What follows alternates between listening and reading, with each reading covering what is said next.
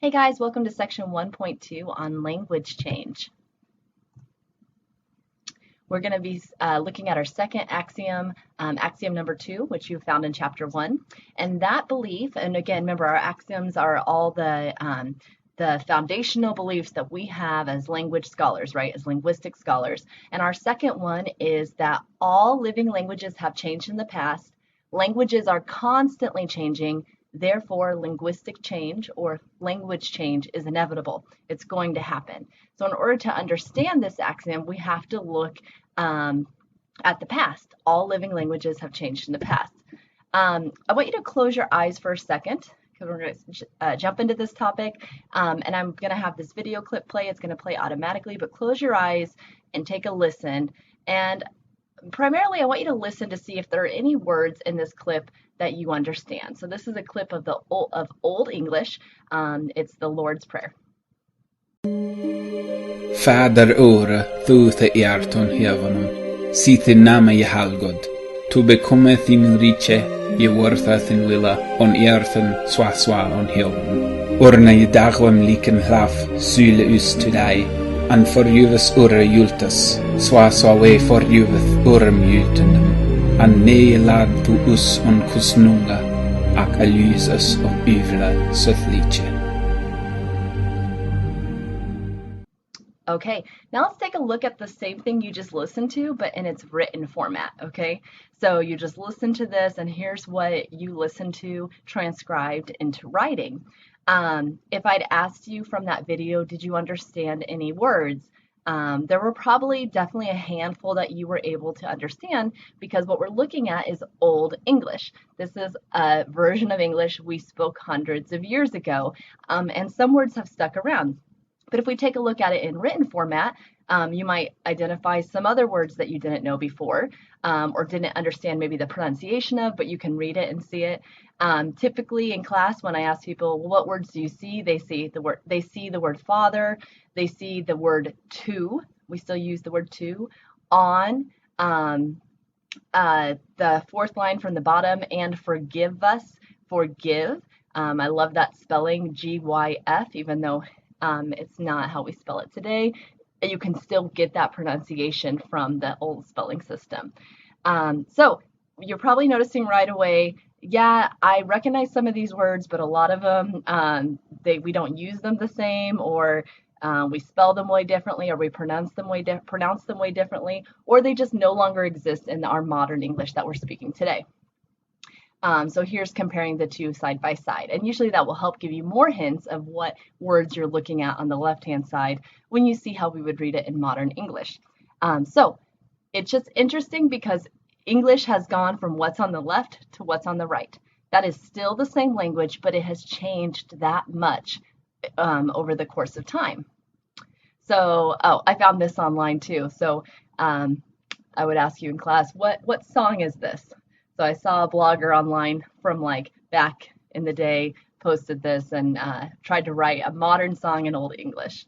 And if you're looking at it, most of you are probably getting it, that it's the I Like Big Butts song.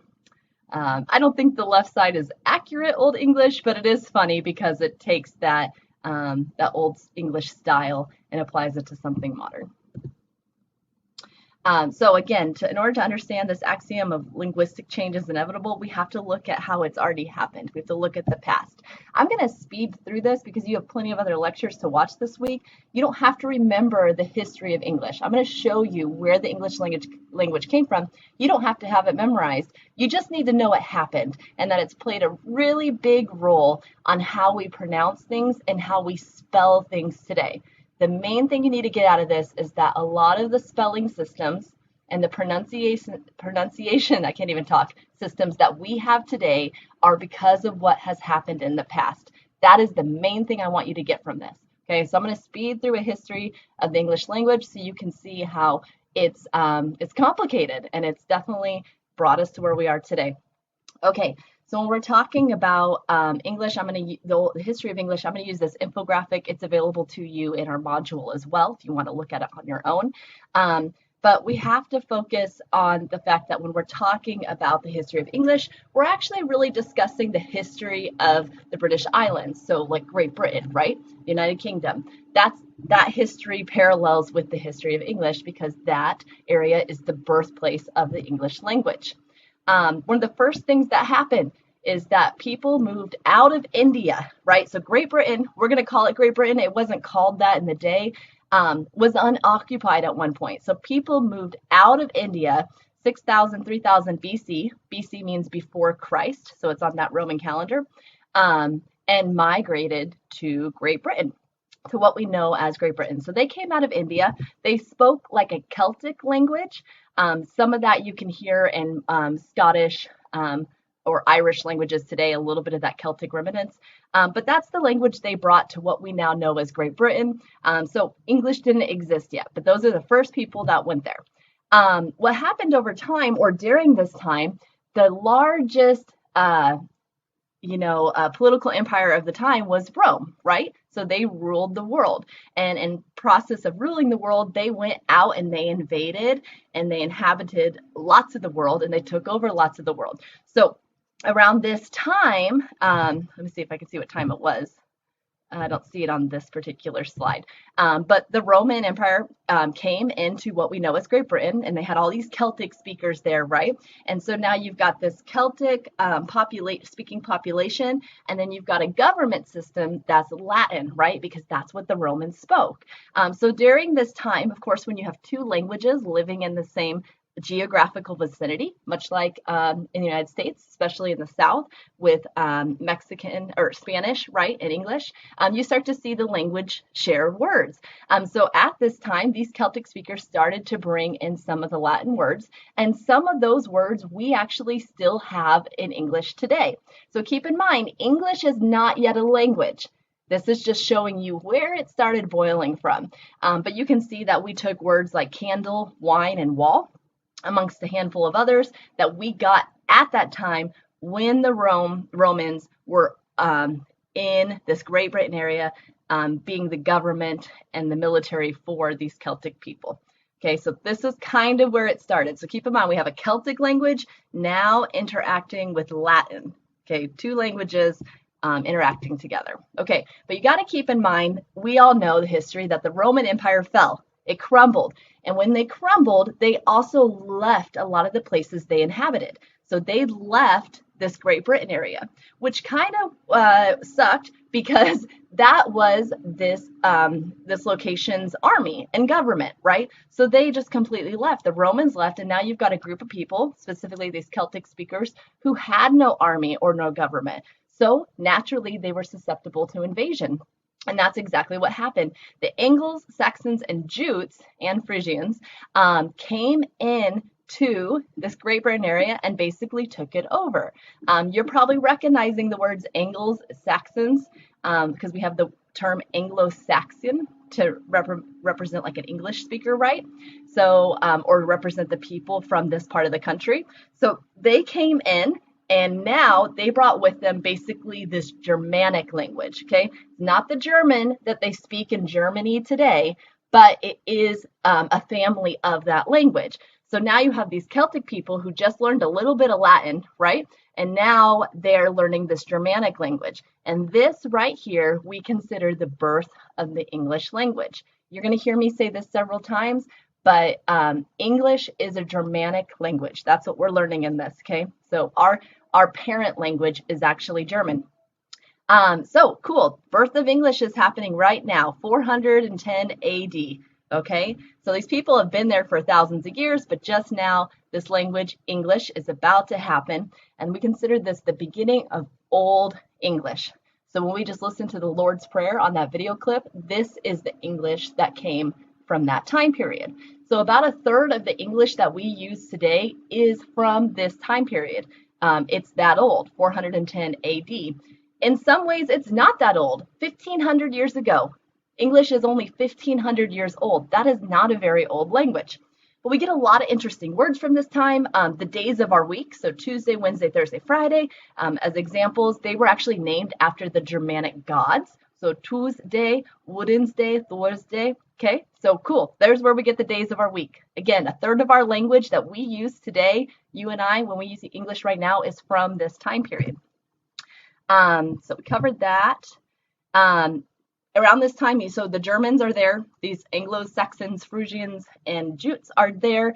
Around this time, around 600 AD, the Latin speakers actually name the country, right? Because it's not called Great Britain yet. It's not really named, but they call it the land of the Angles, or Anglia. And if we were in class together, I would ask you, do you have any guesses what word we use today that comes from the word Angles or Anglia? And most people can't get it, but history, the point of today's lesson is that language always changes. So picture this, the word English comes from the word Angles or Anglia. So it has morphed over time, but that is the root word for English. So that's kind of cool. So now we're the land of the Angles. So what we're seeing is how language is formed. And I want to show you this really cool chart. You don't have to memorize it, but it exists, so it's just more for you to know, more for you to be interested in. Proto-Indo-European. So this is a family tree of all the European languages and where they came from. The first thing you should notice is that they're all connected. We know historically that all of these languages came from something. We came from one language, but we don't know what one language that was. We just know it existed. So we call it proto because it's like a prototype, right? We know it's Indio because it came out of India. The people that inhabited Europe came from the south, came out of India and went up there. So Indo-European because these are the European languages. They are all connected. And you can see on the right-hand side, we've got Germanic. So those Anglos and Saxons came in. And there's a difference here between North Germanic and West Germanic. We deal with the North in a minute, but West Germanic, the Anglo-Saxons, Jutes, and Frisians, they're the ones who came in and basically helped create Old English. So you can see the Anglo-Frisian, and then from there we get Old English, Middle English, Modern English. Modern English is where you and I are at right now. There is a weird dotted line from French down to Middle English, and that's super significant. I'll get to that in just a second. So around 600 AD, Christian missionaries are beginning to move around the world, and with them they're bringing scripture and they're bringing terminology and language that doesn't exist in some cultures. So at that time, the Anglo-Saxons and the Celtic speakers, this Germanic language and this Celtic language, they didn't necessarily have a word for tower or mass or bishop, a lot of this religious terminology. So when the missionaries came in, they introduced that to Old English. So keep in mind, again, we went from Celtic speakers learning a little bit of Latin because of the Roman invasions to learning a ton of that West Germanic to now having some Latin again. So we've had a lot of language contact happening. So I don't know what happened, but at some point the Anglos and Saxons were gone or something happened. But basically when your military leaves, what happens? You're susceptible to invasion. So again, this area of Great Britain was invaded by more Germanic speakers, but specifically the Northern Germanic speakers who were Vikings. Okay, and Vikings weren't like other people who invaded. They weren't coming in to take over the place. They were coming in to ransack it. And that's just what they did around this 800 AD. We got a lot of words from that North Germanic language at that same time. So again, it's not the same German that's spoken today, but it's a different dialect of German. So we got words from that time. The Vikings came in, pillaged and plundered, I guess as pirates do, and then they left, okay, because they weren't trying to take over. They were just trying to get what they want, and then they headed out, okay? So the problem is, again, this poor group of people, these Celtic speakers, these Old English speakers, they have no army or military, so when these Vikings left, so they were invaded again, but this time by the French. King William of Normandy comes in and conquers England. He's there for, I think, about 200 years. And basically they set up what would be the government for the people. Now, the French spoke French. These Celtic speakers, or the residents of Great Britain spoke Old English. So you have two languages clashing again, but it really created a whole discriminatory divide. And what happened was, is if you were a lower class person, you spoke Old English. If you were anybody significant, you spoke French. Okay, so we see a divide in language between the government and the sophisticated society who spoke French, and the lower class, the farmers, the blue collar workers were all Old English. We get a lot of words from French at this time. We have a ton of French words in our language. But you can see on the right, marriage, judge, justice, all of those are French words. A lot of the terminology they use in the court systems today is French or Latin. But we also had some other challenges, let me show you this. This is why we have that dotted line from French, because we were originally just this West Germanic language, turning into Old English, and then French came in and it really threw English for a loop. There was some definite large impact from the French language. When you look at this chart, I want you to think of it this way. The West Germanic language, that's our biological parents, okay? That's where we came from. The French, they're like the wicked stepmom, okay? They married in. They came into an already existing system, and they impacted us, but they're not the biological family. So we fought off the French in the 100-Year War. We wanted them out of there, and we did that. One thing I want to point out, too, that I skipped on the bottom right, bilingual words that survive today. Okay, I already made the point that a lot of language has still survived over time. So we still have, wine from the Latin days back in 410 AD. So, but look at the right. Have you ever wondered why we have the word cow, but we have the word beef, or we have the word sheep, but we have the word mutton, right? And they mean the same thing. Well, during this time period, this is when this developed. The word cow was an Old English word. Sheep and swine, those were Old English words. The word beef, mutton, and pork were actually French words. So I told you there was systematic divide, right? So the people who raised the cows, the sheep, and the swine, they were not the people who got to eat it. So it became known that the Old English term for cow, sheep, and swine meant the living creature, right? No one eats cow, they eat beef, but people raise cows. So cow, sheep, and swine, that represents the living animal.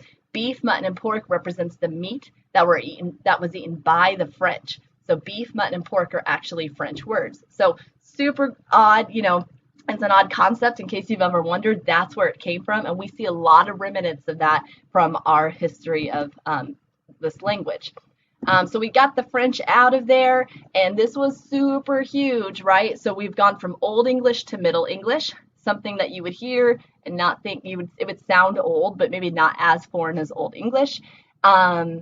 And for the first time ever, English speakers take over their own government, which seems pretty smart given their history, and English becomes an official language in the world. And it took it becoming an official government language for it to be recognized as a language in the world. So 1362 AD, people start finally recognizing English as a language. Think about how young our language is. That wasn't that long ago, not even 1,000 years. Just some interesting linguistic things around this time. We saw that fronting of the verb. So saw you my pigs? Saw is the verb. And also at that time, they would say things like, did you see my pigs? So the verb see is more in the middle of the question. But it existed at that time, but at that time, people chose to front the verb with saw you my pigs. Okay, some cool things happened. English is a real language. The Renaissance happens, and at that time, there's this love affair with Latin and Greek. Hipsters and how modern hipsters like old record players and old bikes, and there's all this sentiment for these antique things. During the Renaissance, there was that same sentiment, but towards Latin and Greek, because those languages were disappearing.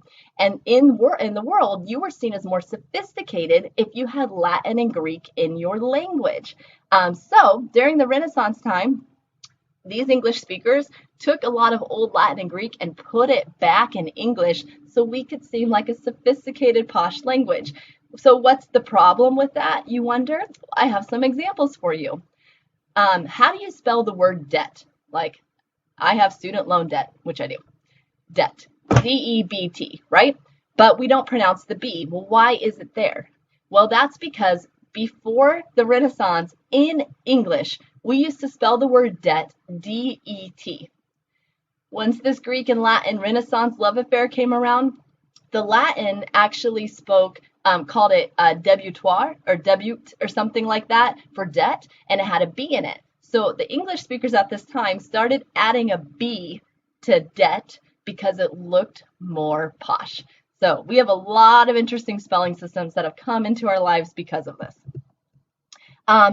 Shakespeare's around. He invents over 2,000 words, such as eyeball. I don't know what we called that before, but apparently we didn't have a word for it. Shakespeare was huge on the English language. The Bible, the translations of the Bible was very big on the English language. Okay, so the British Empire is huge at this point, and they're going out and about, right, and colonizing, and I could say colonizing, but we could say invading, right? And along the way, they're going to all these unique places, and they're picking up even more English words that we are adopting, borrowing words that we now have in English today. Then they colonize or invade, right, the United States. And this is super cool because keep in mind, up until that point, English really hadn't come in contact with Spanish yet or Italian. So when the colonization started happening here in what's now the United States, it finally started borrowing words from those languages as well. Bye-bye fronting verb. At this point, we started, we didn't say see you my pigs. Did you see my pigs?